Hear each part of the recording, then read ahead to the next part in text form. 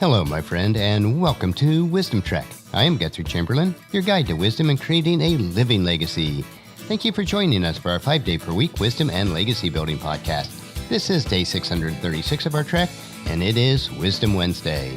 Every Wednesday along Life's Trail, we will dig up the nuggets of wisdom that are found in the book of Proverbs.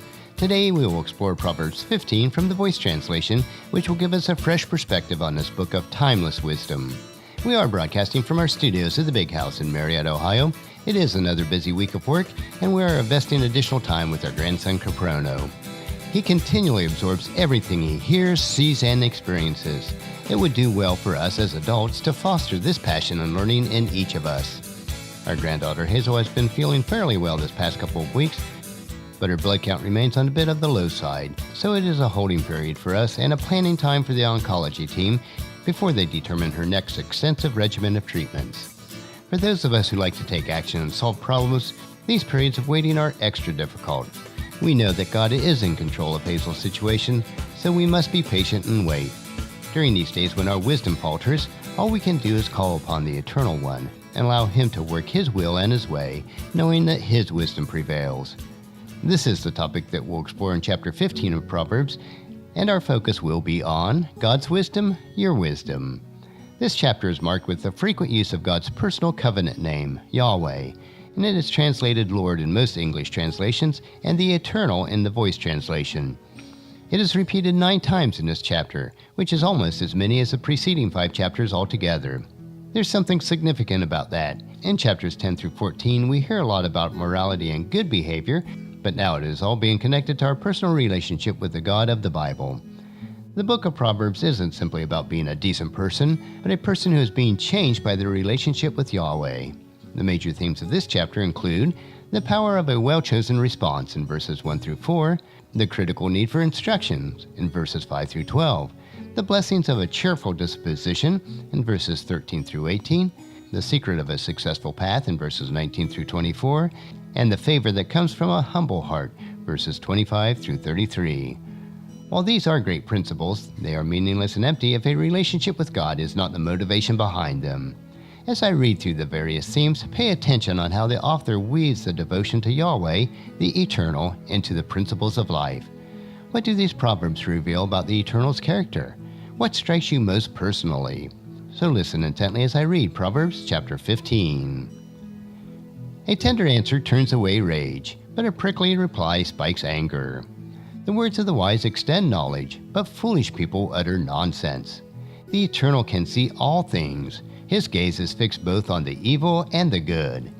A word of encouragement heals the one who receives it, but a deceitful word breaks the spirit. Fools refuse their parents' guidance, but sensible children accept correction.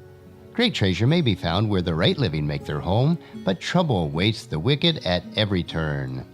When the wise speak, knowledge spreads far and wide, but fools care nothing about such matters.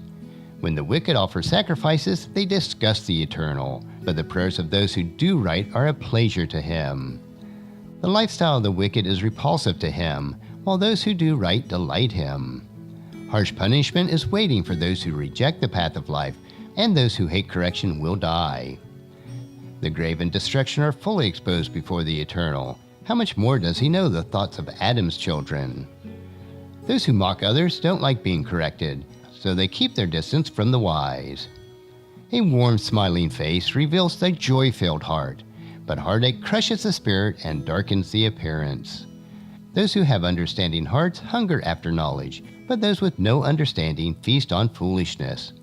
The poor and oppressed suffer hardship day after day, but those with kind hearts continually feast. It is better to live with less and honor the Eternal than to have riches and carry the burdens that come with them. Better to eat only vegetables served lovingly than a fatted ox served hatefully. A hot-headed person stirs up trouble, but one with patience settles a fight. Lazy people walk a path overgrown with thorn bushes, but those with integrity travel a wide, level road. A wise child makes his father happy, but a foolish man despises his mother. Foolishness brings sheer joy to those who have no sense, but people with insight steer a straight course through life. Plants fall apart without proper advice, but with the right advice they come together nicely. There is great joy in having the right answer. How sweet is the right word at the right time.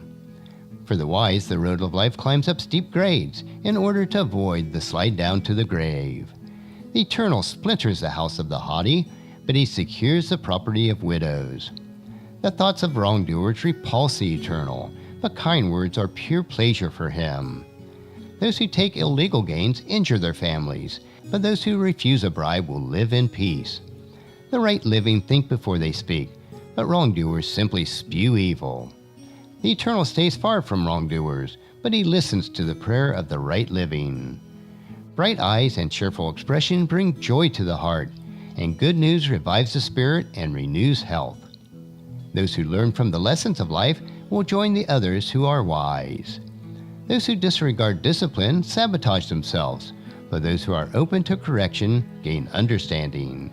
Reverence for the Eternal is the first lesson of wisdom, and humility always precedes honor. That will conclude our exploration of Proverbs chapter 15. The questions for today are, will you choose to live by the Eternal's wisdom or by your wisdom?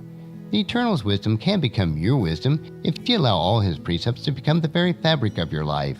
Each week we will explore a full chapter in Proverbs. I hope that you'll join us next week for Proverbs chapter 16 so that you can gain wisdom, insight, and understanding for yourself. The entire book of Proverbs provides us with such rich wisdom, insight, and understanding on a myriad of life issues. And regardless of where you are on your faith walk, if the precepts of Proverbs are followed, your life will be rich and satisfying. I encourage you to take them and plant the seeds of wisdom into your heart so that you'll reap a harvest of wisdom throughout your life. Tomorrow we will hike another short trail in our Wisdom Unplugged series where we will discover another inspirational wisdom quote. So encourage your friends and family to join us and then come along with us tomorrow for another day of Wisdom Trek, creating a legacy. That will finish our trek for today. If you'd like to listen to any of the past daily treks or read the Wisdom Journal, they are all available at wisdom-trek.com.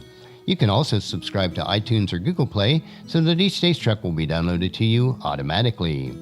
And thank you so much for allowing me to be your guide, your mentor, but most importantly, I am your friend as I serve you through the Wisdom Trek Journal and podcast each day. And as we take this trek of life together, let us always live abundantly, love unconditionally, listen intentionally, learn continuously, lend to others generously, lead with integrity, and then leave a living legacy each day. I am Guthrie Chamberlain, reminding you to keep moving forward, enjoy your journey, and then create a great day every day. See you tomorrow.